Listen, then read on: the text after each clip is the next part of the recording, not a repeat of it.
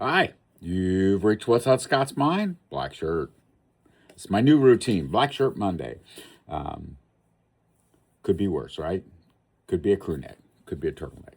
Um, but I have a lot of these shirts, and I don't work for the company anymore, so I don't have to save them to do presentations. So it doesn't matter. So I get just wear them and wear them out. Did the same thing with my more than 40 Microsoft shirts by the time I left the company. No, those are mostly gone. I think I have like six left. Three of them I'm saving because they're, to me, collector's items. And I don't mean collectors in the sense that somebody will pay me money, but collector in the sense that it means something to me. It's important to me.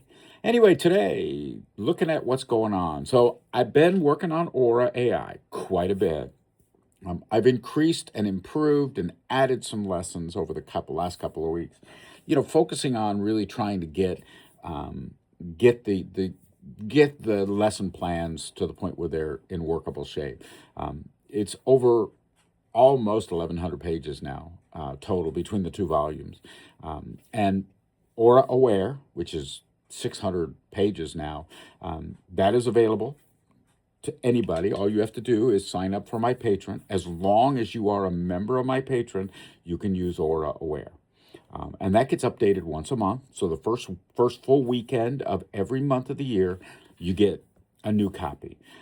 There's also Aura AI Aware sitting out on the Kindle store, and that is updated once a year or maybe twice. We'll see. It depends upon how much time I have. Um, that version you can have is fully offline, and that's a buy once, right? You buy it and you own it. That's it. But you don't get as many updates. So the advantage at that point of being a patron is you do get 12 updates throughout the course of the year on the Aura AI model. And I've really been looking at a lot of different things within Aura AI, trying to make it more easily structured, but also more easily consumed. And I am still working on the assessment. There is an assessment tool. First version of it's done. It's going to be made available soon, and then the training that will come out of that will be also available soon. So, just be aware that. Pardon me, I have my iPad over to the right, so I'm reaching over to switch my iPad screen. Anyway, all of that, right? Or AI, that's the big deal. The other thing is I've been playing around a lot with the Mac Mini. I I really like the Mac Mini. It's a great PC or great Macintosh. Um, I have more Macs now too than I've had in years. I can't actually remember the last time I had two Macs in the house. I don't know that I. Well, I think I did for a little while.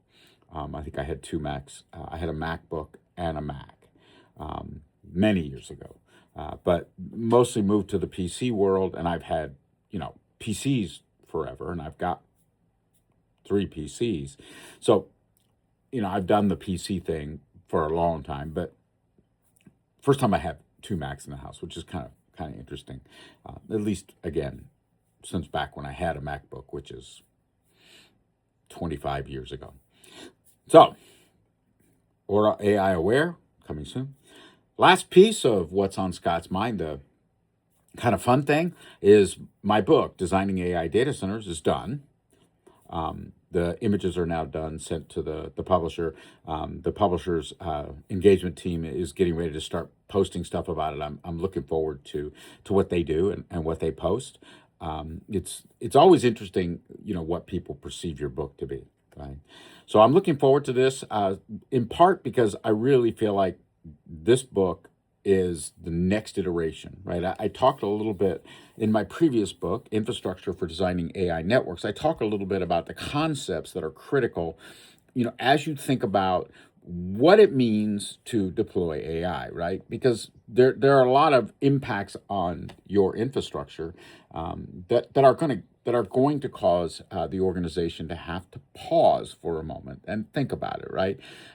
It's not just traffic from the AI client to the AI agent and back, right? It's also all of the other things, including an increased security risk from hackers utilizing AI to deliver, effectively malformed packets, malware, which is malformed packets, malformed application, malformed structure, malformed, whatever you want to call it. Anyway, there's a lot of impacts, right? And so the designing AI data centers of the future is also a combination of another thing that I'm personally very interested in, which is green technology. I think green technology is the future.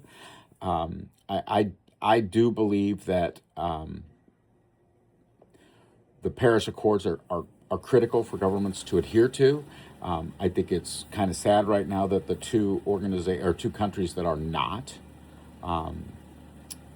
in those accords are the two that are churning up the most power plants and the most pollution, right? China and the U.S. So I think it's time for global responsibility, but I also think it's time for global intelligence. So that's what designing AI data centers is all about: building green data centers.